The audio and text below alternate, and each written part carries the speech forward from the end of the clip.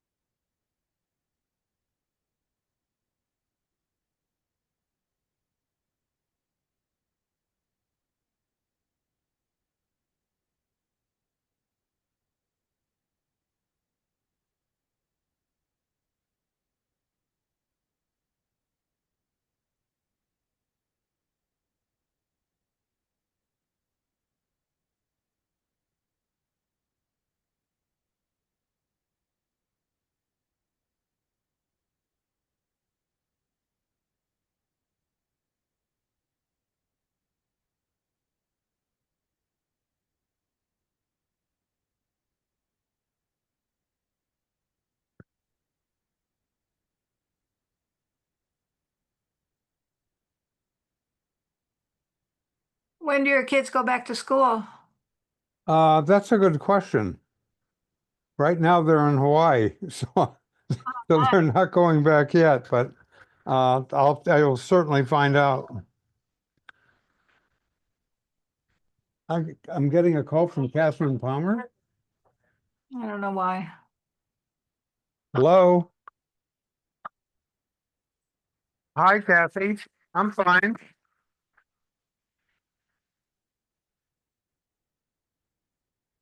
I'm already talking to Robin. We're the only two that are on so far. Thank you for checking. Bye-bye. That was Kathy Palmer. She wanted to make sure we were signed in. Well, so far so good. Do you want me, do All you right. want me, I have Fathom and I don't know, I can try it and see if it will record like for the other, for Sure. let me just see if it gives me an error message or it'll let me do it. Hang on. It's thinking. Recorder is joining. Nope, meeting type not supported. Must be blocked. But we did learn, and we'll get started in just 1 second. I did learn that once the cloud recording, once I get the recording, Chat GPT has a thing where you can upload it and it'll now do a summary for you. So that'll be very helpful with our minutes. They do Okay, hallucinate. so You have to check. let's go ahead and get started. Tonight is August 12th, 2025. It is 7:04 p.m. This is the regularly scheduled meeting of the Bel Air Beverly Crest Neighborhood Council Planning and Land Use Committee.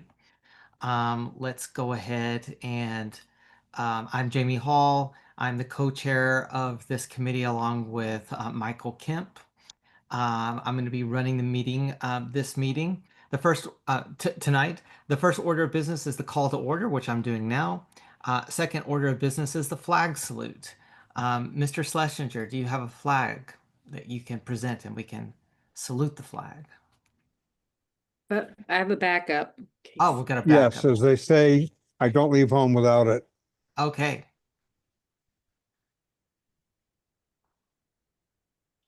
Bob has a full-on flag. Yeah.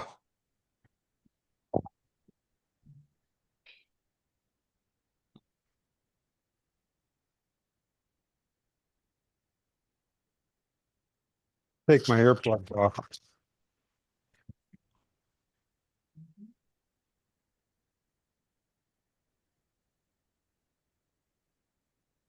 All right, here we go. I pledge allegiance The to the flag flag of the United States of America and to the republic for which it which it stands, stands, one one one nation, nation, under God, under God, indivisible, with with liberty liberty, and justice justice justice for for all. all. all. Okay, great. Next order of business is the roll call. I'm here, Miss Weisberg. She muted. Okay, but we know she's here. Miss Greenberg. Here. Miss Minor has an excused absence. Miss Levinson. Here, Mr. Spradlin. Here. Co-Chair Kemp. Here. Miss Savage, Here. Miss Schlesinger, Here, Mr. Schlesinger, excuse me, Miss Templeton, that's okay. Wouldn't be the first time somebody made a mistake. and then Miss Gray, she has an excused absence, Mr. Weinberg, Here. and Dr. Longcore. Here. Great. First order of business on the agenda is approval of the August 12th, 2025 agenda. May I have a motion to approve the agenda? So moved. Is there a second? I'll second. Is there any objection to unanimous consent? Have to Hearing none, abstain. the I have to agenda. abstain. I Okay, we have abstain- one I have abstention from Mr. Weinberg. Is someone else abstaining? Yeah, I And Ms. will. Savage. Yeah. 2 abstentions. So let's just go ahead and take a vote since there's some abstentions. All in favor of adopting the agenda, please say aye. Aye. Aye. Anyone opposed, please say aye. And then we have 2 abstentions. That's Mr. Weinberg and Ms. Savage. So the agenda has been approved. Second order of business is the approval of the minutes. May I have a motion? And we're approving the minutes from the July 8th, 2025 and July 21st, 2025 minutes. So moved. I'll second. We have a motion by Ms. Greenberg, a second by Ms. Templeton. Is there any discussion on the motion? Let's go ahead and take a vote. All in favor of adoption of the minutes, please say aye. Aye. Aye. Anyone opposed, please say nay or raise your hand. Any abstentions? I have to Maureen. abstain. I wasn't here.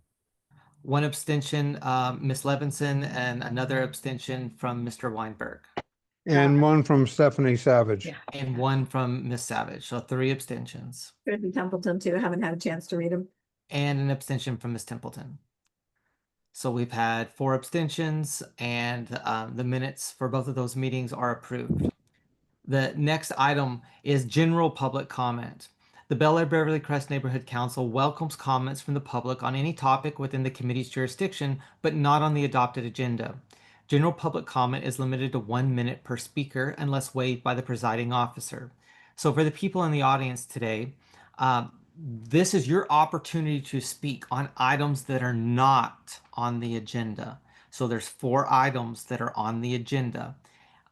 This is not the time to speak on those particular items. However, if you want to talk on any other planning and land use related issue, now is your time to speak.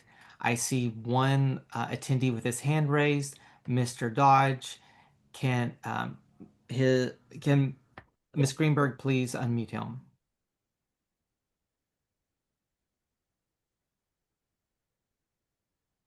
Mr. Dodge, are you unmuted? No, he's not. I've asked, it says ask to unmute. I said, Now I it is. unmuted it, Okay, go ahead, Mr. Dodge. but my is one of the things that's on the agenda, Okay. 2172. That's what I wanted to speak about. Okay, so you'll have to wait until the item is heard. This is for this just general discussion about planning and land use related matters. So I'm going to go ahead and if you could lower your hand, we will call on you when that item is heard. So let's go ahead and move on to the 4th item on the agenda. That's the chair reports. So we have 2 co-chairs. Do I have anything to report? I don't have anything to report. Actually, one little thing to report. We've created this ad hoc committee on the Sepulveda Transit Corridor, and we've had a variety of different meetings. And I just want to report that we've all learned a lot. We're still learning. I thought they've been very productive, and a lot of the members are on that committee as well. So that's my report for tonight. Mr. Kemp, do you have anything to report as co-chair? I think the only thing I wanted to say is thank you to everybody that's on this committee and on the Sepulveda Transit Corridor Committee. I know we've been having a lot of meetings lately, but we appreciate your time. But I think, as Jamie mentioned, I think the Sepulveda Transit Corridor has been very informative. So Yeah. again, thank you guys for your time. Yep. Wonderful. Ms. Weisberg, as vice chair, do you have any report? I just wanted to also commend the members of this committee who are on the ad hoc committee on the Charter Commission. And for those who are not aware of it, we have a very productive committee that will be coming forward with some recommendations. I think that we should, I'm very proud of the work that we're all doing in this month. I think that we're making a big contribution to the city. I'd like to supplement on that. I'd forgotten about that. And you'll see in the work that we're putting together that we are building on the experience of our experience in this planning and land use committee, and the work that we've done and trying to inform the charter commission about the usefulness of it and also how our work could be enhanced. So we had a really robust discussion at our last ad hoc committee meeting. So thank you, Ms. Weisberg, for reminding everyone about that. All right, moving on to our first item, for our project for consideration. That's the project at 138 North Mapleton Drive. The case number is ZA 2024-7217-ADJ. The ENV number is ENV 2024-7218-CE. This is a return from a meeting that we conducted on June 10th, 2025. We have an applicant here from Crest Real Estate, Isaac Lemus.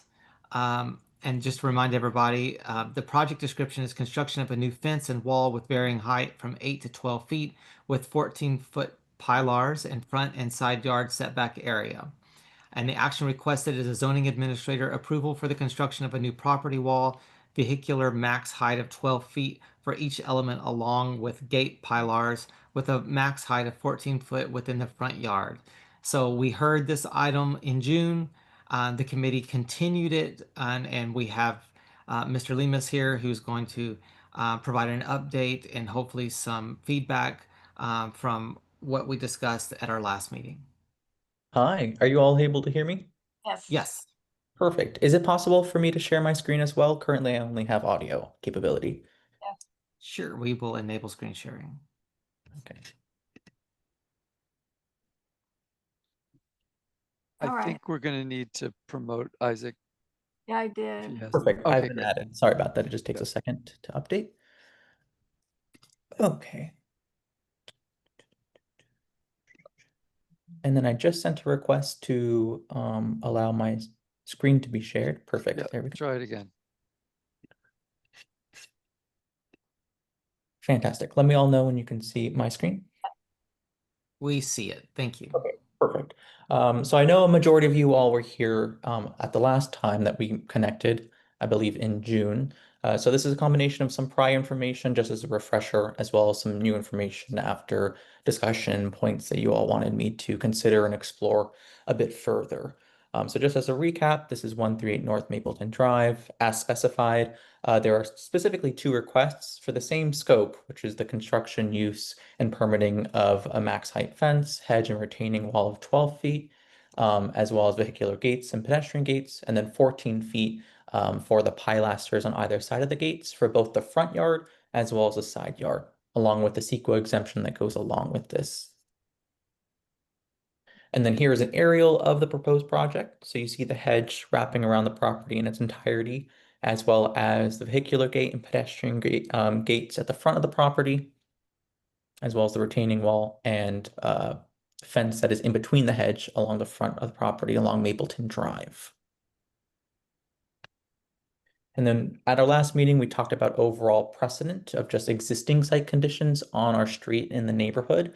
So these are some photos driving along down Mapleton Drive. Either side, you'll see flanked with a combination of hedges ranging from 15 to 20 feet in height, as well as fences and articulation. Overall, consistent design pattern for the neighborhood. This is a neighborhood that we discussed that really does value intimacy, privacy, landscape, and greenery. And that's something that the project team and the owner would like to continue with their project.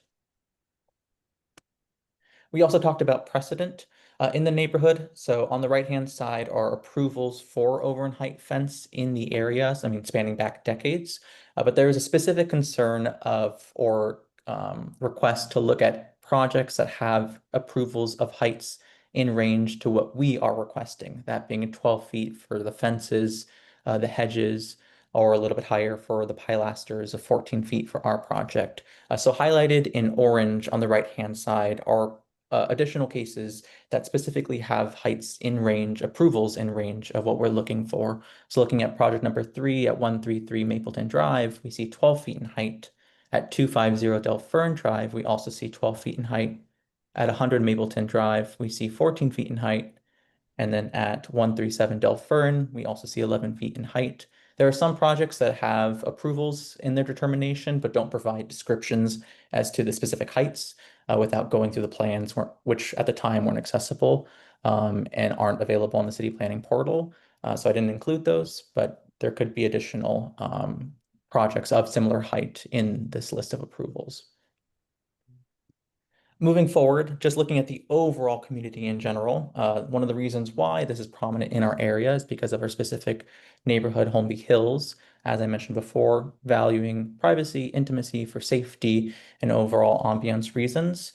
So in addition to the precedent that exists, we also did thorough community outreach to the surrounding area and actually got responses and statements of support from a number of neighboring residents and property owners. And so we have David and Lisa at 243 Del Fern. Give me 1 second. My Zoom bar is blocking the view. There we go. We also had Lida and Ibrahim at 1100 Brook Lawn Drive, Ryan at 230 Carrollwood, Jason at 144 Monavale, and Gilda at 141 Monavale. Just again, continued support from the neighborhood as well as just overall outreach that's been conducted for the proposed project. Now, one of the questions that were brought up at the prior meeting that we attended was in regards to the existing site conditions and our inability to use the existing hedge, though it's not permitted, with our current project, and kind of examining the constraints of our proposed project in its entirety. And so what we did, looking at this slide here, is overlay the existing site conditions in red to the proposed project of our scope and the overall permitted single-family dwelling on the site to see what exactly are the constraints that don't allow us to utilize the existing hedge. And so let me exit out of slide sharing presentation mode so I can zoom in on this. It might take a second for it to load. There we go. So highlighted here in yellow, hopefully you can see my cursor, is the existing hedging and fencing on the property. And then outlined here in dark gray is the proposed wall that we have that wraps around our property with hedging on either side.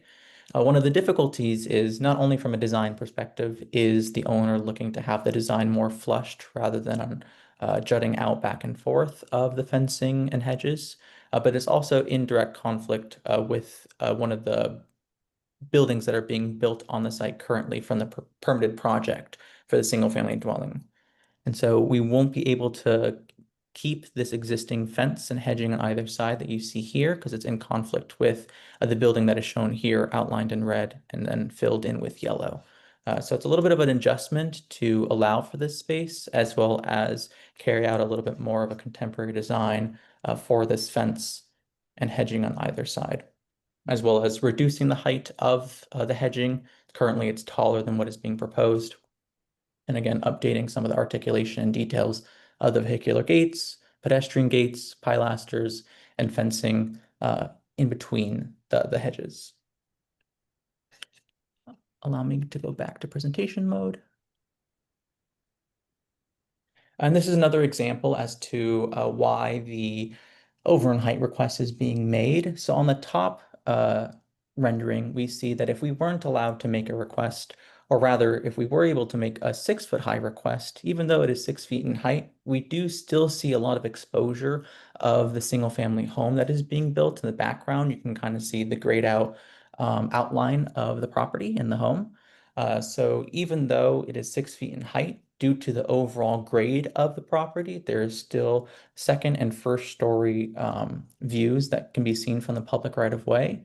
Whereas with our requested height, which is the lower rendering, you can see at a 12-foot height, it covers a lot more of the property. Unfortunately, you can't see my cursor, but you can see the lessening of exposure of almost entirely the first floor, and only parts of the second floor are going to be seen from the public right of way. And as we mentioned before, maintaining a sense of privacy for safety and noise and traffic reasons is one of the main goals and desires of residents in this neighborhood, as expressed by the owner through this project, but also the sign support from the surrounding community. And one of the other items that were brought up was specifically asking, what is the scope of this entitlement? We talked about earlier and in the last presentation how there is a home currently under construction on the property. It's already been permitted, and we wanted clarity as to whether or not city planning is to include that in the review of this project and therefore forward those materials to the neighborhood council to consider in their review and determination whether to support or not support the project. And so I coordinated again with the planner just to get more clarity. And we reviewed both the project scope, but also the hold letter that was issued. For any project, there is questions and corrections that need to be addressed in order to move the project forward and have the case deemed complete. And in this specific project, we had a number of corrections that were specifically asking for us to only focus our scope on the items that are associated with our entitlement request, that being the items that are triggering our entitlement request for an overnight fence. There are no other entitlements going through city planning that are as a result of the prior home that would have been lumped in with this entitlement request, or as a result of other scopes that are neither the home or the fence. So as a result, the only scope that city planning is reviewing for entitlement consideration are overnight features or structures in the setback area. And so the two comments that you see here and the revisions to our plans that we made on the bottom that led to our case being deemed complete helps to clarify that. So it's a little bit busy, a little hard to see, but on the left-hand side, you'll see that there have been notations of color added to specifically outline to city planning. This is a scope that is under the review and triggering our entitlement request for an overnight fence or structure, whether it be hedges, gates, fences, retaining wall. And then shown in elevation perspective, again, I know it's a little bit busy, but you'll see on the right-hand side what those different elements are, shown in different color gradients. So you'll see the hedging that's being requested in green, the retaining wall and fences in orange, and I guess a darker orange or red, as well as the vehicular and pedestrian grades in cyan and purple. And that is the scope of what is being requested and what city planning is reviewing. I believe, yes, that concludes the formal side of the presentation, but I'm sure there are questions that are going to be asked by the neighborhood as well as the public. So I will pass it back to you all for further discussion. Thank you so much, Mr. Lemus. So now we'll open this up for committee questions. Who would like to go? Ms. Savage. So I would be sympathetic to property owners with unique situations for privacy or protecting their property. But the renderings really aren't helping me understand because they're not very sympathetic to a kind of warm home, let's say. I think that the examples you gave of the 11 projects that had similar requests, only 4 of them were that high, and only 4 of them were close to that height. 1 of them was 2 feet under that height. So it's just a bigger ask than what has been asked of 11 projects in history, right, for that area. You've got some support from neighbors, and I could only understand through the stars that they were pretty disparate, not abutting. So I'm a little bit, not supporting that part of it. I would say that at least they should consider planting vines every 4 feet on center along that wall, whatever height that is to be determined, and planting considerate, respectful planting in the public right of way to at least screen this wall that's kind of, I don't want to seem insensitive, but it would be like Osama bin Laden's complex. It's kind of not a friendly place. You know, the renderings maybe aren't giving it enough credit. You maybe there's other things that we're not seeing, but it is just really, it seems insensitive to the neighborhood to have such a high wall without any kind of consideration of any planting on there. Did you have a planting plan? Maybe I didn't see that in the package. Yes, so just to clarify, no part of the wall is going to be exposed. There is proposed hedging on either side of the wall.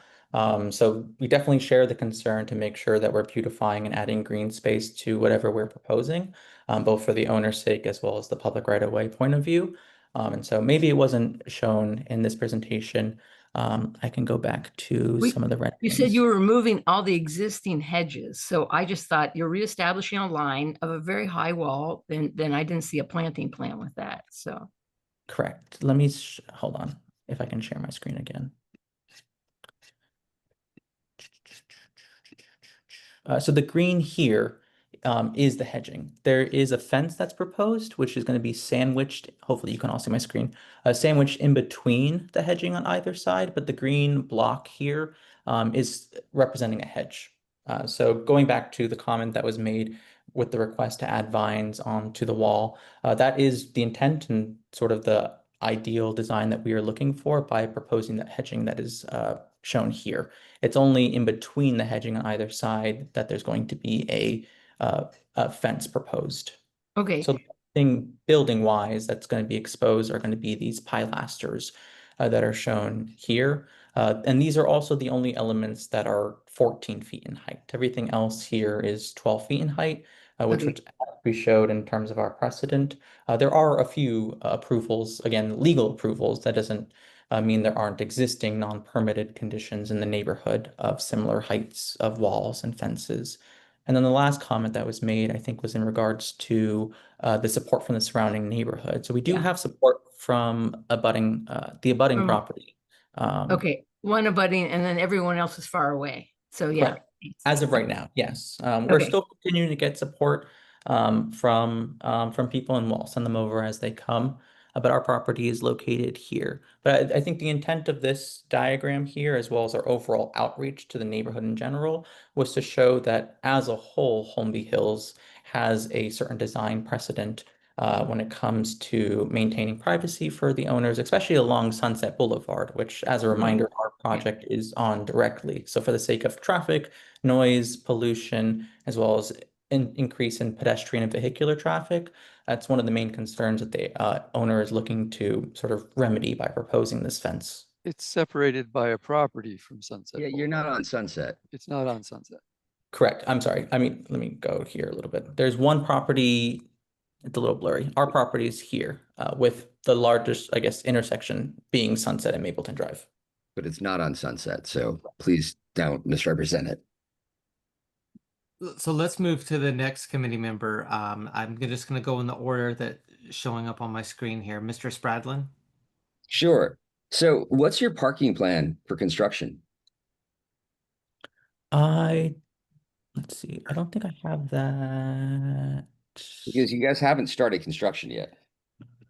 It was a parking lot like 4 weeks ago for the movie.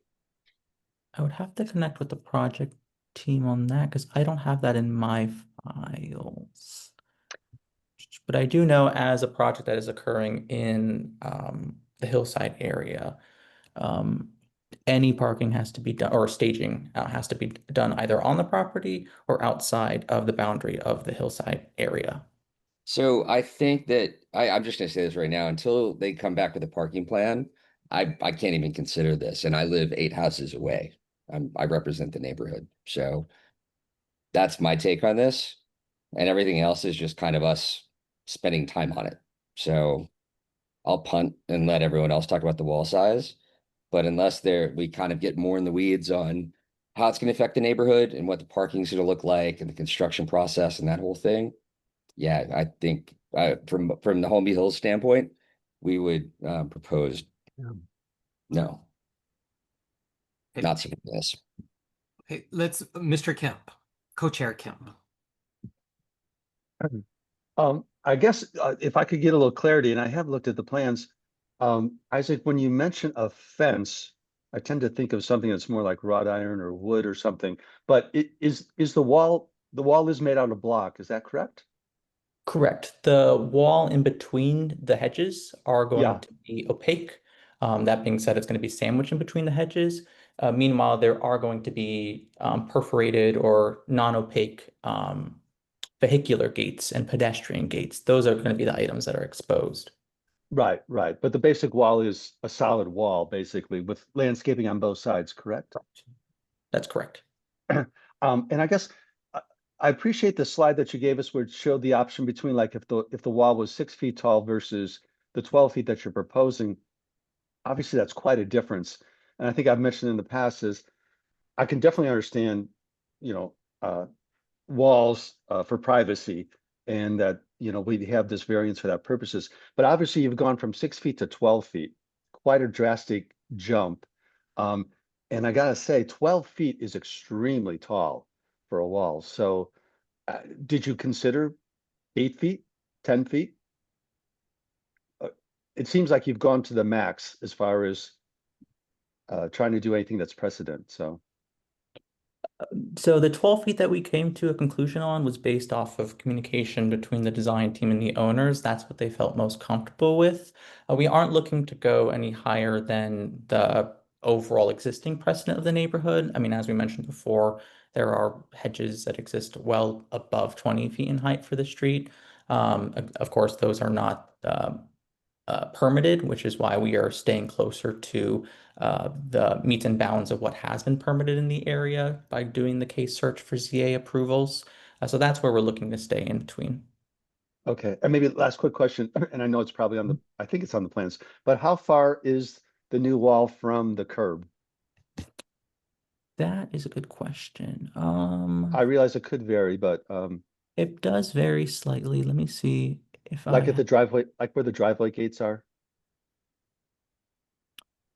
know there's enough space provided for queuing at the gate so that there's no traffic being blocked when the car is coming on and off the property.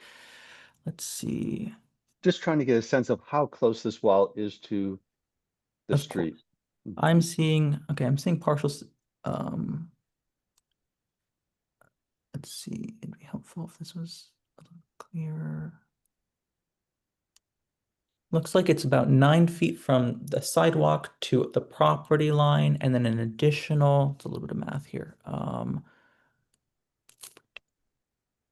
Looks like an additional 4 or 5 feet from the property line to where our wall is being proposed. So going from, I guess, the street curb or the sidewalk to our property, it ranges, but you can go from 15 to, let's say, about 12 feet, depending on what part of the property we're looking in that flanks Mapleton Drive.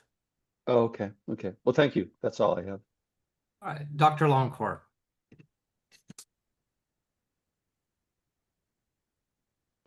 Thank you. So, and forgive me for being Socratic about this because I really want to walk through it. This is within the very high fire hazard severity zone, correct? That is correct, yes. And it's subject to the fire code of the city of Los Angeles, correct? Yes. And the fire code of city of Los Angeles requires that you submit a landscape plan that demonstrates the compliance with the fire code. Is that plan in the package or did I miss it somewhere? I don't believe that plan is in the package. Let's see. I don't think there's a specific separate landscaping plan. Okay, so little history for everybody. I've been on the environmental review board for the county of Los Angeles for like 27 years or something. And we review all the projects that are in the very high fire hazard severity zone or the coastal zone for the county out by Malibu, but not the city of Malibu. And we don't even look at a project unless there is a fuel modification plan that the fire department has already looked at. And I'm starting to wonder why it is we do any differently here. This is an important thing to comply with, that it's not new that this property is in the very high fire hazard severity zone. And there is a requirement in the fire code, and I can give you the chapter and section if you want, and I believe I have before, that talks about how you do comply and the need to get a landscape plan submitted to the city for compliance. But given that, how are you planning to comply with the zone 1 in this instance of the defensible space requirements and or the chapter 49 of the fire code with the design of what you're presenting before us right now? Yeah, so a couple of items. The first, and I might have misspoke in terms of the overall project permitting for this, there is going to be, if it's going through the plan check process, which is separate than the city planning process that we're currently under, the overarching plan check process, yes, we'll have separate fire code review of requirements that it will need to adhere to before anything is permitting. So that will fall under the fuel modification items that you were discussing beforehand. I think the scope that we are currently reviewing, that city planning is focusing on, are their requirements for their review. Now, I know that you were also talking about, both in this meeting as well as a prior meeting, concerns in terms of adhering to fire code.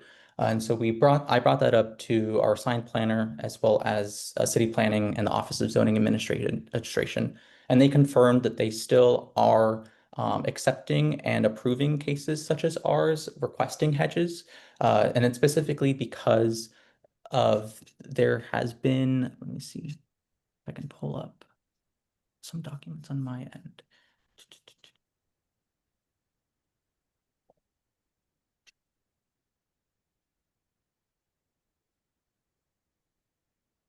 Okay, allow me to share screen one more time. There we go. Okay, so in review of the fire code and city planning's relation to the fire code and what they consider in their review when looking at zoning. So we reviewed the shrubs requirements, or I guess hedges falling under shrubs requirements that was specified before, specifically in terms of no shrubs above 6 feet in height being allowed to be approved. And the way that it's processed when it comes to fire code is, with our site being located here, it needs to fall under an SRA area, that being a state responsibility area. Our project specifically doesn't. It doesn't fall into that area, with it being neither red, orange, or yellow. So second to that, it then defaults to local agencies, which establishes whether or not we are in a very high hazard fire severity zone. So that's where we're looking at this tab here with our property. So we are in the Los Angeles very high fire hazard severity zone. But therefore, as a result, it's based off of the local ordinances that have been established for the implementation of any restrictions in terms of hedging or landscaping that's specified here. And as a result, city planning has not received any direction or any restrictions or local ordinances in terms of enforcing restriction on hedges, whether it be 6 feet in height or the staggering pacing that was talked about in our last meeting. Super. So I kind of heard two different things. One was we're dealing with this relative to the actual permitting for the home. And that compliance process would go for the home. But right now you're asking for relief on a project that involves a hedge that is within zone 1 of, and therefore it too needs to comply. And I'm not referring to the state requirements. I'm looking directly at, and I think I sent it last time, Los Angeles Fire Code that talks about the landscape plans and that the shrubs shall not exceed 6 feet in height. Groupings are limited to a maximum aggregate of 10 feet. Shrub groupings shall be separated from other groupings by a minimum of 15 feet. There's a set of, and this is not state, so this doesn't depend on the state. This is adopted City of Los Angeles code that applies here. And so part of the issue is if you cut down all this stuff and you try to rebuild it, you might get away with grandfathering what you have right now, but it doesn't comply. And whether your plan checker knows that or not, I mean, that's a whole different conversation. But I don't think that we can go forward with a project that doesn't actually address this in one way or another. as new construction. And just so that everybody believes that we're not making this up, City of Los Angeles Fire Code, full code is where it lives. New vegetation has to be fire resistant. Shrubs can't exceed 6 feet. Trees have to be managed so that there's 10 feet between them. There's just, and this applies to this site. Okay, and I can't be any more clear about that. So somewhere along the line, somebody is missing the process to comply. And it may be that the city is missing it, because there certainly are other things that are required of the city that the city doesn't enforce. But I just wanted to bring this up again, and I'm disappointed that the city hasn't understood that this, and again, it's possible I'm wrong, but I don't think so. This is new construction. This is the LA City Fire Code. This project is proposing shrubs over 6 feet in height, trees that are closer than 10 feet apart, and hasn't shown us a landscape plan that demonstrates how it complies with this black letter language that's in the City of LA Code. So I'll just leave it there. I also respect Mr. Spradlin's comment that we're spinning our wheels here at the moment, and we have a lot on the agenda. So I'll just end there. Ms. Templeton. Yeah, I'll be quick. I just wanted to add that with respect to the requirement that the new plantings be fire resistant, the definition, which you'll find also in chapter 49, is that they are less flammable than the average native plant. And you do need to provide support for that, not just somebody saying that it is. And so that was thing one. And my other question was, if you have hedges, assuming for the sake of argument, you're going to have hedges on both sides, that are going to be 14 feet in height, why does the wall, or 12 feet in height, why does the wall need to be also 12 feet in height? If it's not even going to be seen, and you'd have to fight your way through the hedges to get to the wall. I'm not sure on the specific desires why the wall sandwiched in between the hedges are needs to be 12 feet in height versus 10 feet or 8 feet. But regardless, because both of these items are in the same area, it's the same request that is being made in terms of the hedge being 12 feet in height or a wall being 12 feet in height. City planning views those elements the same in terms of an encroachment on the height limit. Right, but you're planning a 12-foot block wall with hedges on both sides that are also at least 12 feet high. So I'm curious why the wall in the center needs to be 12 feet high if you have 12-foot hedges on each side of this wall. I think for the sake of consistency and making sure that the overall design is the same in terms of max height for both elements. So would the wall be visible then from the road? No. Okay, so what would it matter then if it were lower, if it's not visible from the road? I think going back to, despite the concerns of safety sort of being dismissed previously in terms of someone not being able to go all the way through it if it was a shorter in height fence, that's still a concern that the owner or the neighborhood might have. And so having it be consistent with the requested hedge height makes sense in terms of a design and owner perspective.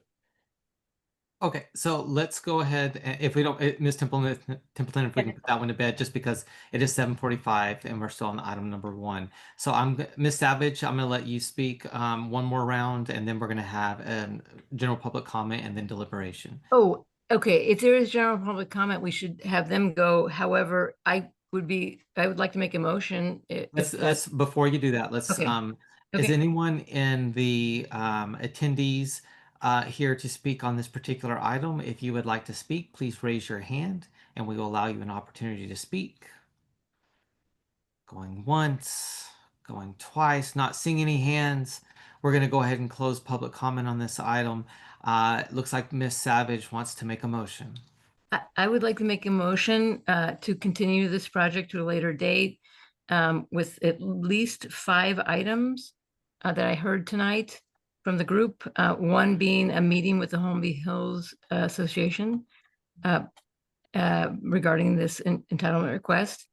2, require a parking plan specific to both the construction of the wall and any on-property construction.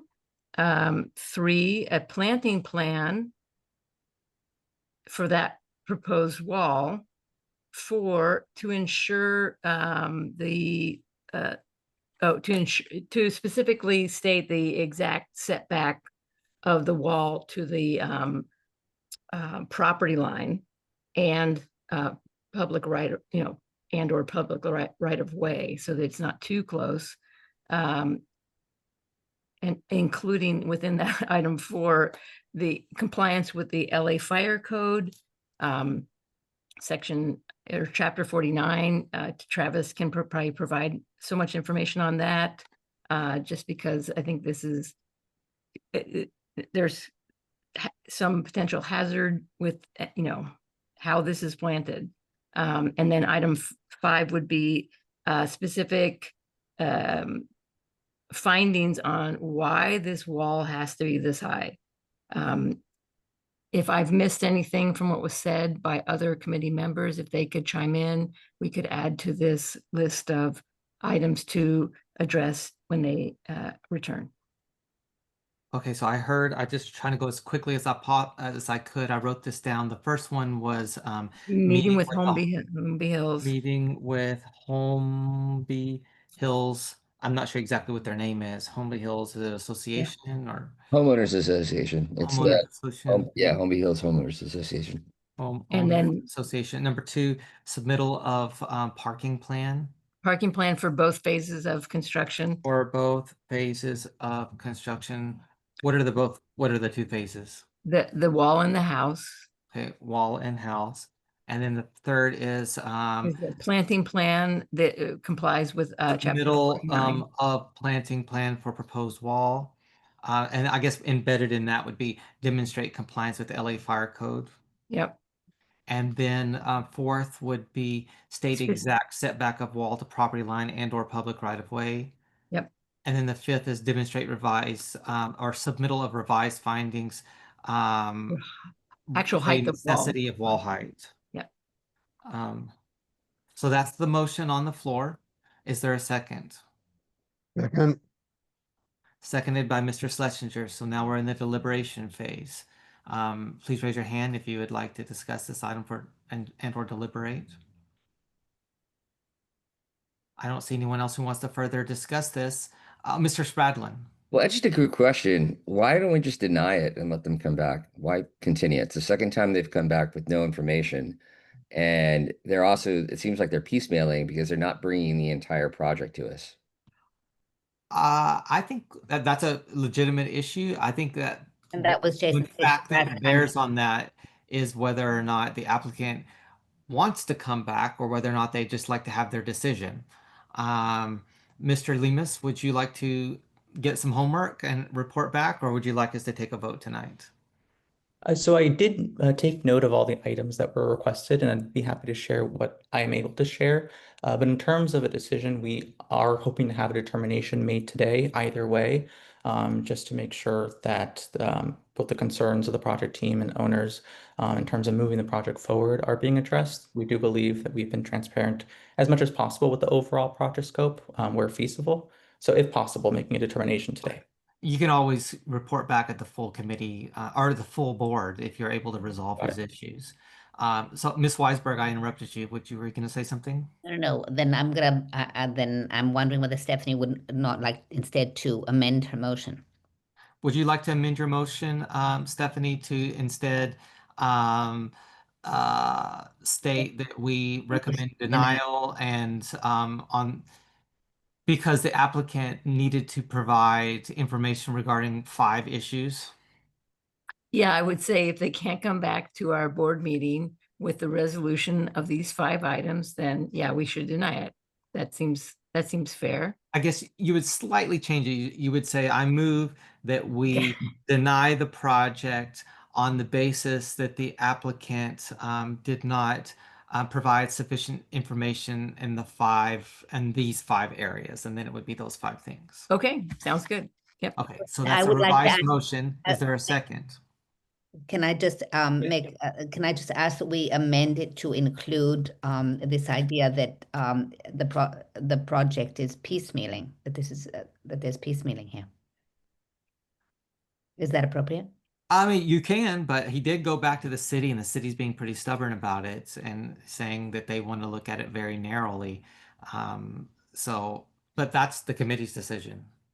Can we amend it to say that the applicant requested that we make a decision today rather than, I think the minutes will reflect that. Ms. Savage? I think it sounds fine if you want to add the question of piecemealing as item 6 to this, that's fine. Okay. That sounds good. Okay. Thanks. Concerns about piecemealing a project. Okay, so we have a motion on the floor with 6 items of that form the basis of the recommendation to deny. Is there a second? I will second. Oh, okay. Seconded by Leslie. Ms. Weisberg. Yeah. Okay, any deliberation on the amended motion? this is just on the amendment or this is on with the piecemeal? This The is whole about- thing, just the whole the thing. on the motion to deny. Okay, I mean, my only question is, what would, if it were the entire project, he doesn't need approvals for the rest of the project, from us, he just needs approval for the fence. Because he's not asking, the rest of it is by right, I'm assuming, right? Right, but Patricia, he's asking us for a decision, yay or nay tonight. Right, but part of the reason why it says in our motion that we're denying it is because he didn't bring the part of the project that he's not required to bring to us. But there's a long history of developers and people doing this, and then they get one, and then they come back and ask for another. So we have no idea what the scope of the project is or what else is happening unless they share that and it's on record.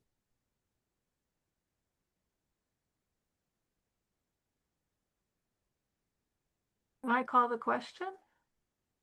Yes, you may. I'd like to call the question.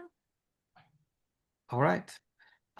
All in favor of the motion to deny this project, please say aye or raise your digital hand. Okay. All opposed to the motion, please say nay or raise your hand. Seeing none. All who would like to abstain from this matter, please raise your hand. Abstention. One abstention from Dr. Longcore. And Templeton. Oh, and Ms. Templeton, excuse me. So 2 abstentions. So the motion passes. And I have taken some notes as well. So that's a denial in the first matter. Mr. Lemus, thank you for coming back to us. We really do encourage you to speak with your client and to try to resolve these issues and report back to the full board. And because, as you know, we are merely making a recommendation to the full board, and perhaps these issues can be resolved and you can get a different outcome. Thank you again for attending. We appreciate it. Thank you so much. Okay.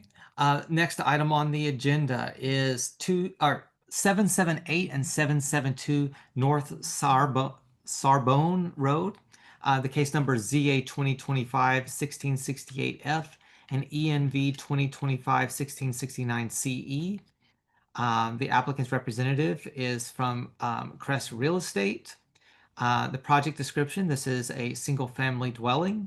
The action requested is a new 6-foot max height over and height fence and 6-foot max hedge in the front yard setbacks of the lots and public right of way. So if we can go ahead and elevate our applicant representative to speak. That's been done. Perfect. Welcome, Benjamin, and feel free to jump right in and tell us what the project is and why the required findings can be made. Good evening. My name is Benjamin Asagian, and I'm here to present a project at 778 and 772 Sarbonne Road. It is a ZA request for an overnight fence. The project is located within the Air-Beverly Crest area. I provided an aerial map of the vicinity as well as the zoning map showing the location of the property in relation to Sunset Boulevard. It is located up north of Bellagio Road, taking Sarbonne Road up to the particular site. The request, we are granting relief from LAMC section 1221C1G to permit the construction, use, and maintenance of a 6-foot max height vehicular gate flanked by a 6-foot max height ficus nitata and chain link fencing along with native landscaping, all of which are an over in height. There is just to mention, there's 2 rows of the ficus nitata hedge that will cover the chain link fencing that is proposed.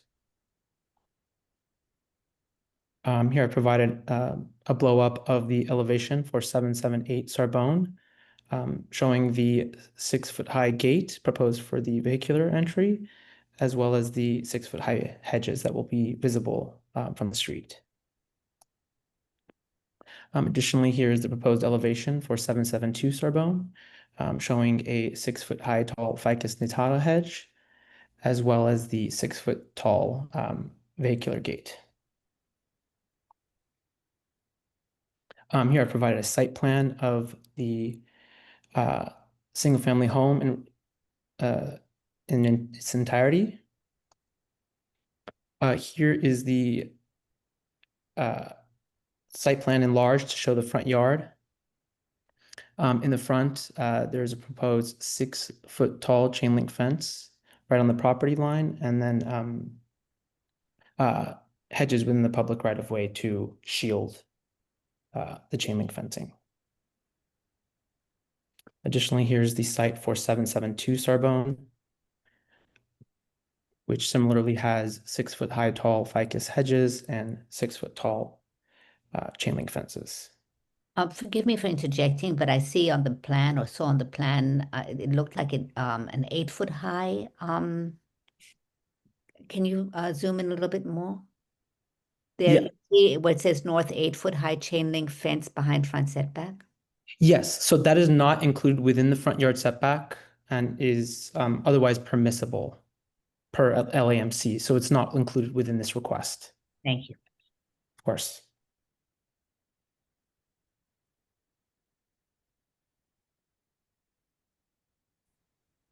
Just moving forward, I've taken some pictures from Google showing the previous homes that were located on 778 and 772 Sarbonne.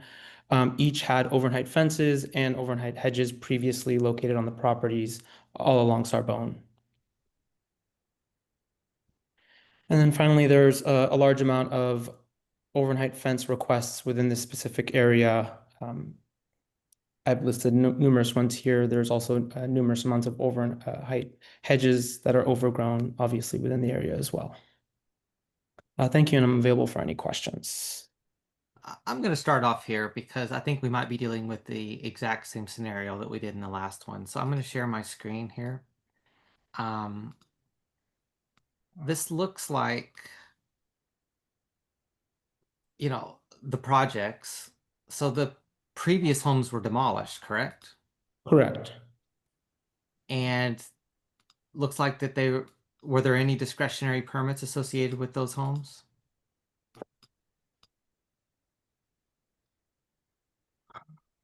Probably not, right? Benjamin? I'm double checking. I don't want to speak out of turn.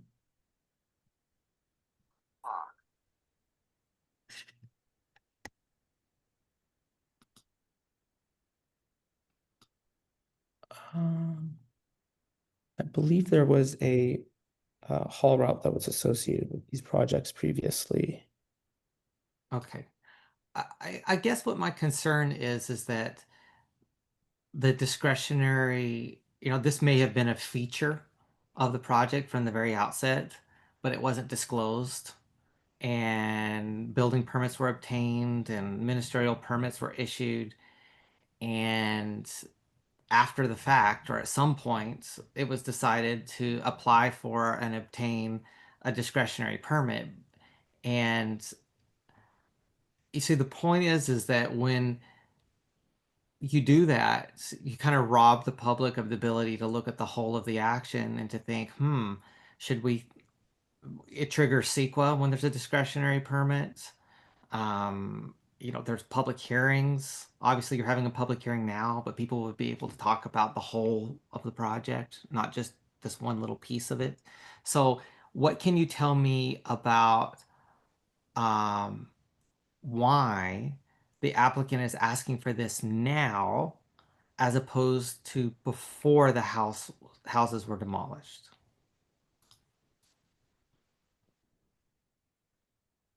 I don't have that specific information. I would have to confirm with our team as I wasn't assigned nor working at Crest when this project was originally processed in 2020 and 2021, from what it looks like. And we've seen this before with like gatehouses and like all sorts of things, like where people will do the big thing that maybe would be a little controversial and then not disclose the discretionary permit and then get that later when it's too late to complain.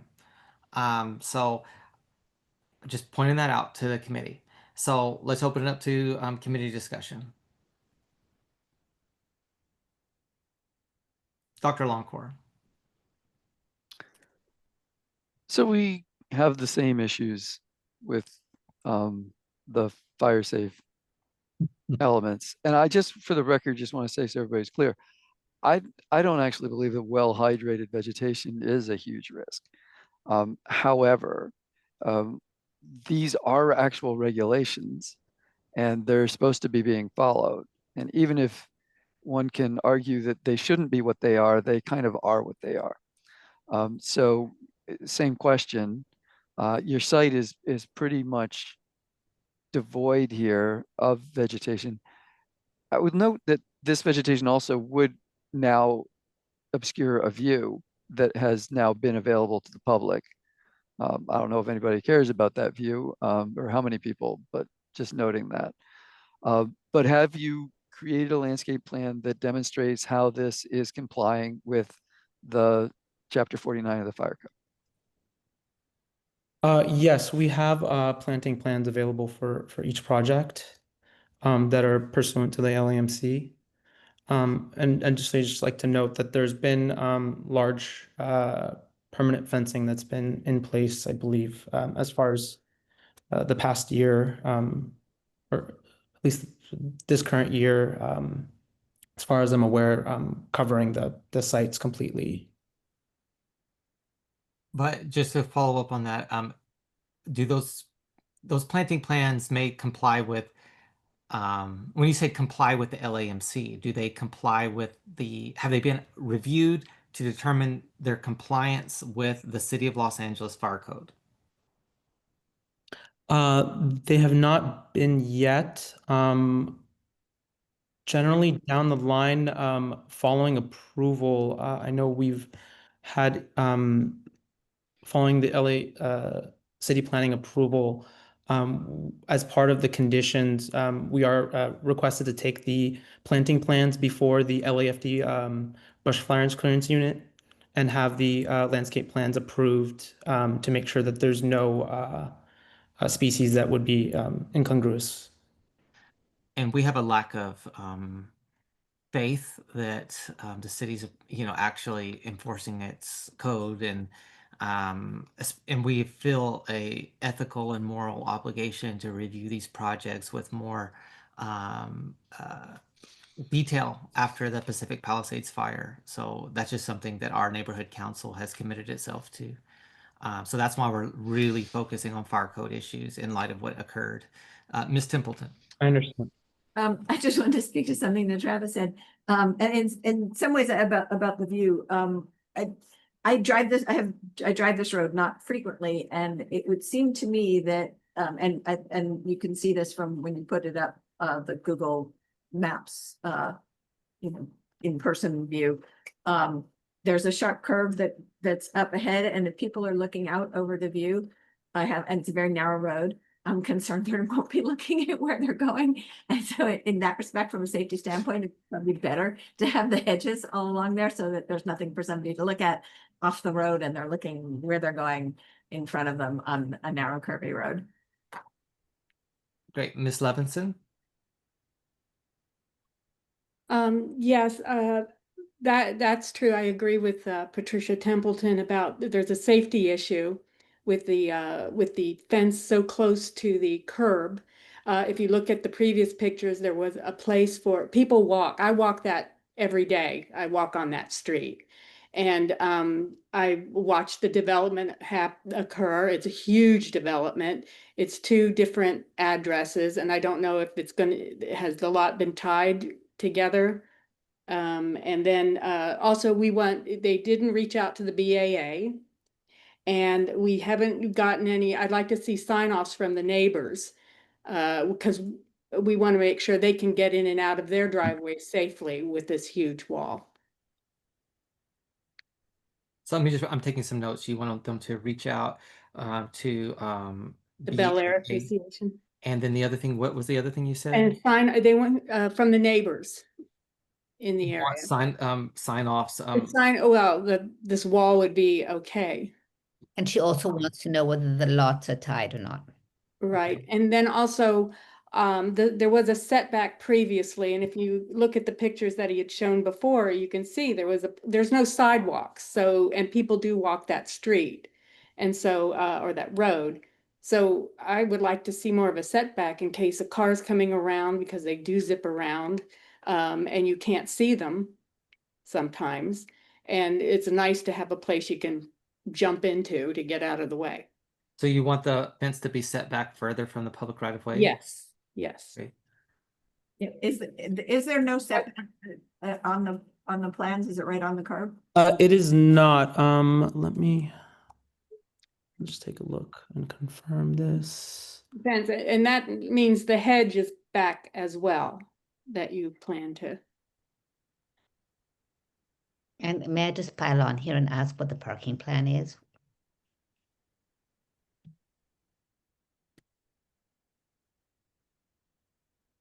I would have to confirm with the team what the current parking plan is. I believe that due to the site, they do have some on-site parking available, and whatever parking that they do not have, since there is no parking available on Sarbonne, any additional workers will need to be shuttled. Benjamin, so the 2 houses have been demolished, right? Yes, they're well under construction. Okay, all right. So we're presuming that they are parking on the property itself, although as we know that those are few properties and some of them are have a lot of square footage and others do not. Okay, so we're going to keep ourselves on schedule here. Is there anyone else from the committee that would like to discuss? I have a feeling that we're probably headed toward a continuance. So I apologize, just to mention, we have here a continuous 3-foot wide clear escape path. It's a planted path, but it's a 3-foot wide clear path. Okay. Now let's ask anyone, is anyone here in the public that would like to speak on this item? If you'd like to speak, please raise your hand. Seeing none, I'll go ahead and close the general public comment. Miss Levinson, would you like to make a motion? Yes, I'd like to continue this this hearing on this project and see what he comes back with in answers to our questions on the BAA outreaching to the Bel Air Association, sign off from the letters from the neighbors. I know he mentioned the pathway, but I'd like to see more space. I'd like to have proof that there'll be space even with the hedge growing in front. I think that's what they were planning. I'd like to see more pictures of what this is going to look like. And then I know there's some other things too as well, which is tied into our previous case that we heard regarding fire code vegetation. Okay, so I'm hearing some of the action items are reach out to the BAA, number 1. Number 2, obtain approvals from neighbors. And you have a question, are lots tied or not? And then The lots are not tied. Okay, so we can take that off, they're not tied. These are 2 addresses and 2 houses are going to be built on those 2 addresses. They are owned by single ownership, hence the. Got it. Okay, we'll take that off the list. Review plans to determine compliance with fire code. Another question, is it possible to set fence further back from the right of way. And then provide details regarding parking plans. So there's a motion to continue. Is there a second? I think Mike wanted. Michael Oh, Kemp has. Co-Chair Kemp, I apologize. Can I just ask one clarification? I was just looking at the plan now. It appears this chain link fence is between the curb and the property line. Benjamin, can you just clarify? That new chain link fence that you're asking for, is it on the property line or is it between the curb and the property line? It's right on the property line.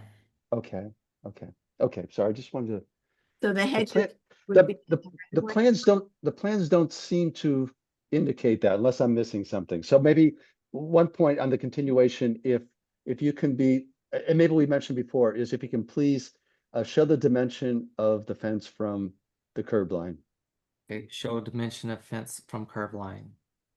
And could I ask for a clarification from the applicant? If the chain link fence is on the property line, are the hedges planted on the roadside or the home side?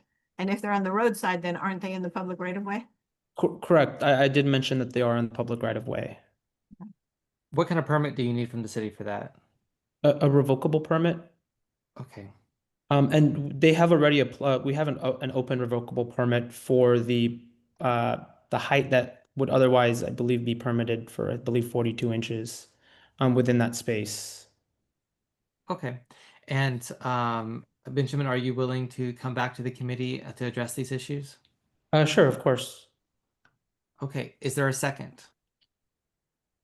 Second, Seconded by Mr. Schlesinger. Is there any deliberation on the motion? All in favor of continuing this item so that the applicant can address the issues, please say aye. Aye. Aye. Aye. Aye. Anyone opposed, please say nay or raise your hand. Anyone abstaining? Motion carries. All right, thank you so much. Next item on the agenda is 10770 West Shalon Road. The case number is ZA 2025-810-F. The ENV case number is ENV 2025-811-CE. We have the same applicant representative, Benjamin. Welcome back.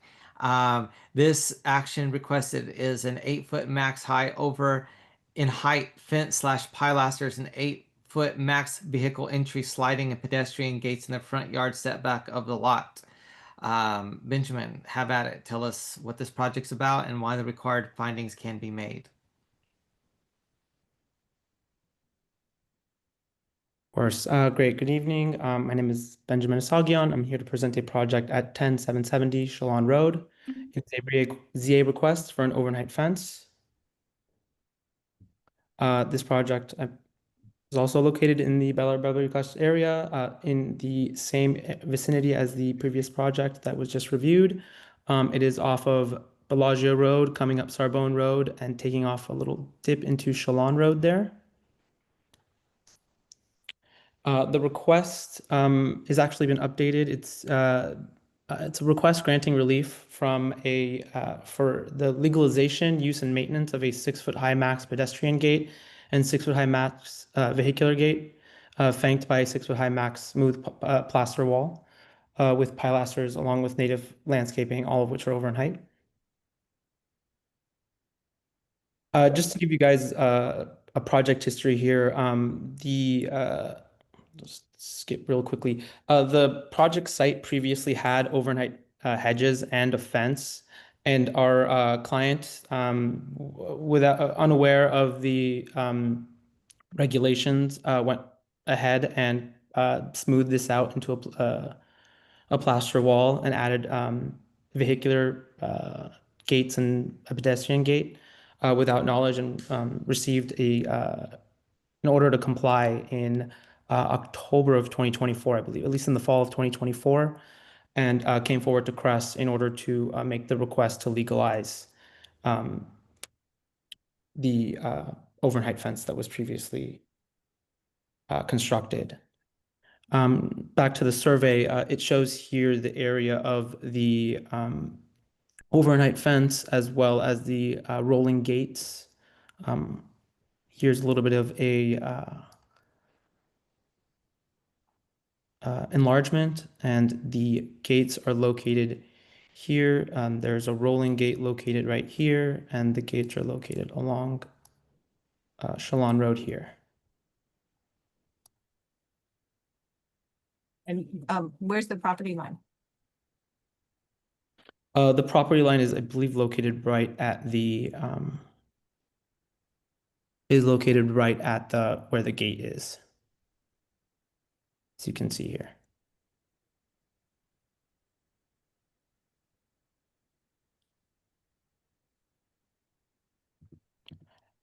Do you have, Uh, do you have actual photos? It looks to me as though these are the photo, this is the photo that predates Correct. I don't have any actual photos of the constructed fence. They're not available on Google either, and I didn't have a chance to make it to the site this week, unfortunately, to grab some additional photos. But this is what the proposed, or what the existing condition of the fence is now, with 2 vehicular gates and 1 pedestrian gate along Shalon. Can I ask a quick question?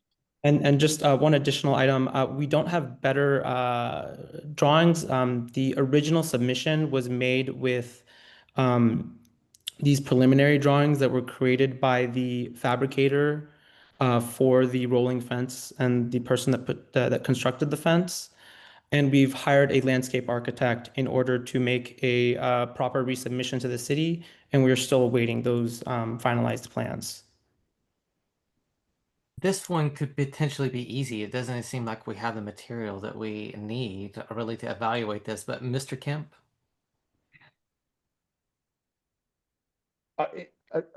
Benjamin, could you go back to the floor plan or the site plan that you showed? Yes. This goes back to my concern. I don't know if my cursor's showing. I see where the rolling gate is and the fence that you're asking for. It sure looks to me like the property line is further back though, which means your gate and this wall. Yeah, so if you see your property line, like where it says 154.83.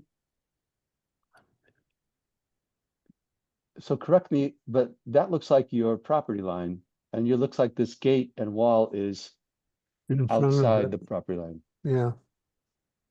And I realize it was built, but that would be a great concern. Let's see here. You know, like, because you have the coordinates, south 3 degrees, 20 feet, 25 inches east. That's the property line coordinate.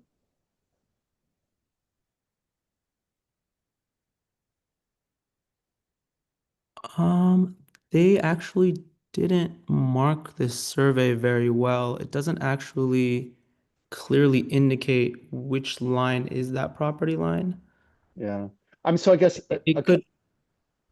I'm sorry, go ahead. before I could voice any approval, because the fence isn't, it's reasonable, it's 5.5 feet, is you'd have to clearly show where the property line is and where the fence is that you're asking for. Because again, to me, it's a great concern if you're in the public right of way.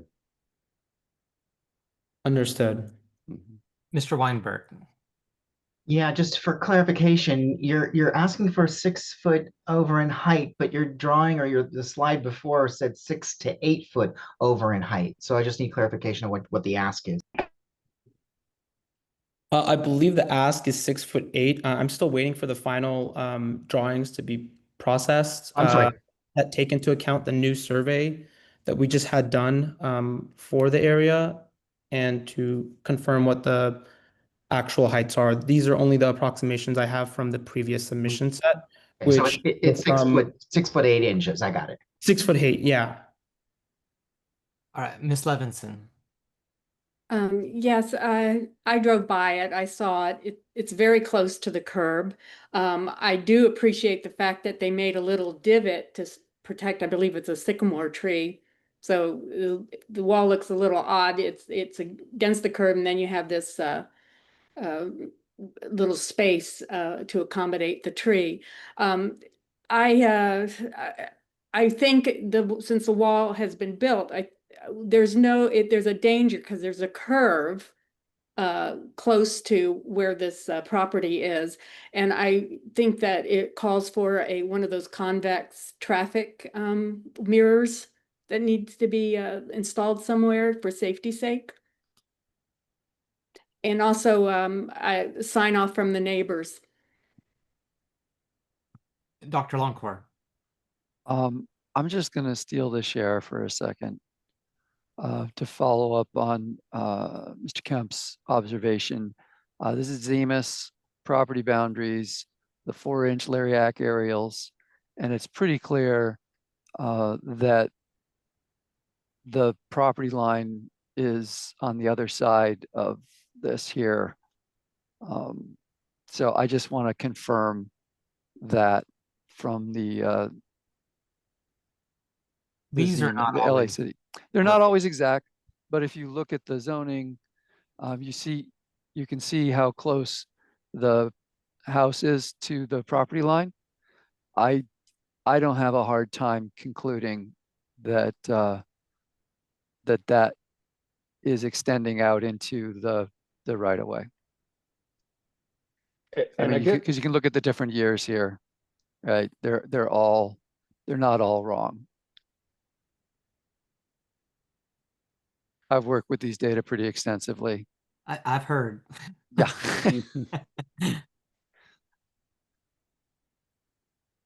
All right. Anyone else? Miss Levinson, did you have another? Is that a legacy hand? Okay. All right. Is there anyone here in the public that is here to speak on this item? Please raise your hand. We'll give you an opportunity to speak. Seeing none, I'm going to close the general public comment period for this item. Committee members, how would you like to proceed? Travis, would you like to make a motion? I will. Okay. Go ahead. I would like to move that we continue this and have the applicant come back with a survey and that clearly shows whether or not the wall is in the public right of way or not. And also a photo of the property.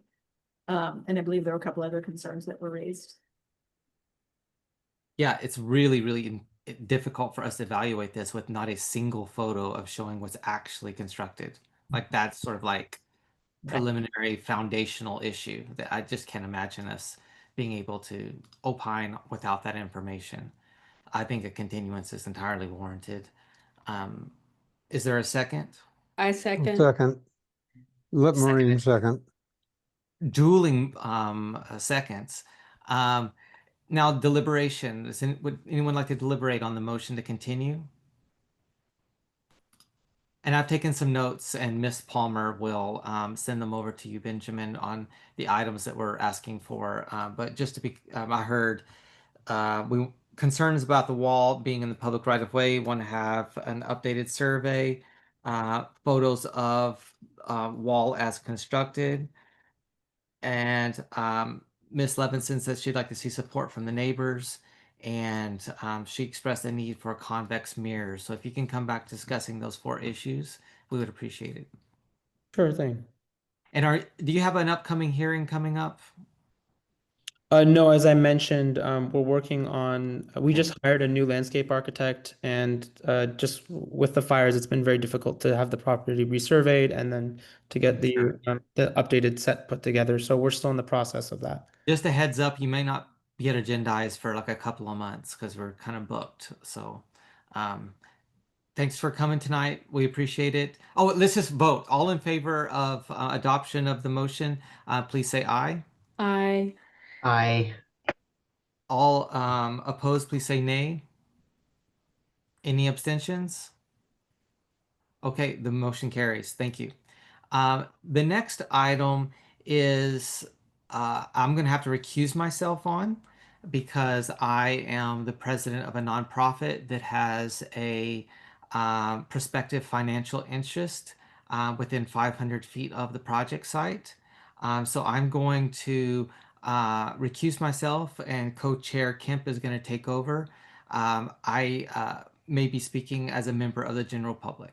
So I'm going to turn off my video and my audio, and Mr. Kemp is going to take over. okay. Well, thank you, Jamie. So this is item number 8 of our agenda. It's 2166 North Stanley Hills Drive, also referred to as Parcel 2, ZA 2025-1386 CUI-ACA Environmental 2024-6712-EAF. And then also 2172 North Stanley Hills Drive, also referred to as Parcel 1, ZA 2024-6711 CU1 HCA and Environmental 2024-6712 EAF. The applicant is, and boy, please forgive me, it's Rosebeth Zarinbowski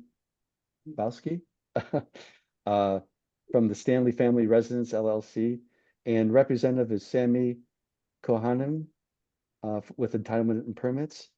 So, and everyone bear with me because I'm still new to this, is if we can elevate, is Sammy, are you here? Yes, I'm Yes, here. Can yes. you hear me? Okay, I think you've been elevated, so if you could go ahead and describe the projects to us. Good evening, everyone. Thank you for letting us present. My name is Sammy Khan. I'm from Entitlement Permits.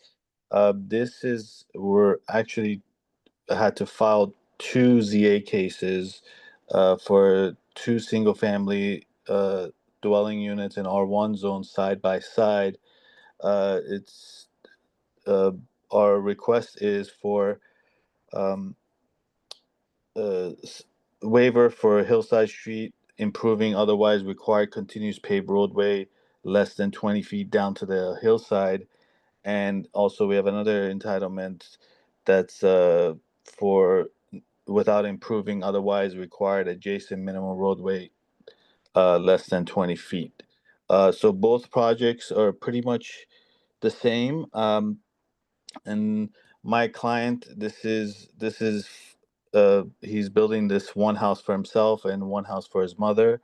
He actually lives close by up the hill, and he wants to move here and build these 2 homes for him and his mom. I shared, I believe, all the files and all the plans, landscape plans, grading plans. I'm hoping everyone had a chance to take a look at those. Besides the 2 requests for continuous paved roadway and minimum roadway, we're not requesting any other entitlements.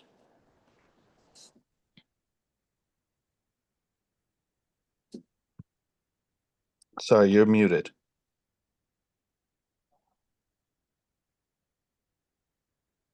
Sammy, do you have any plans you can share with us if we give you share screen? Yeah, can you my computer, the audio went out, so can you let me share with Sammy Quantum too?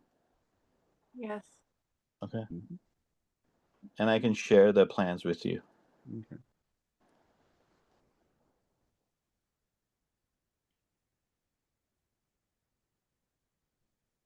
Okay.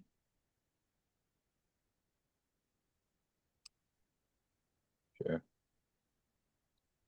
Can everybody see the screen? Yes. Yes.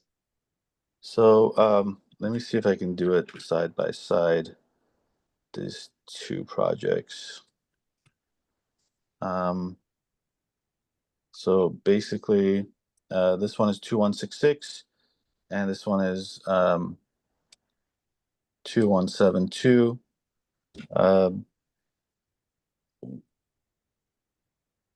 This is basically a layout. We're utilizing the base height of everything that is by code. So this is the site plan for both projects, 2166, 2172. There's the floor plans. Sorry, I didn't mention 2-car garages per single family.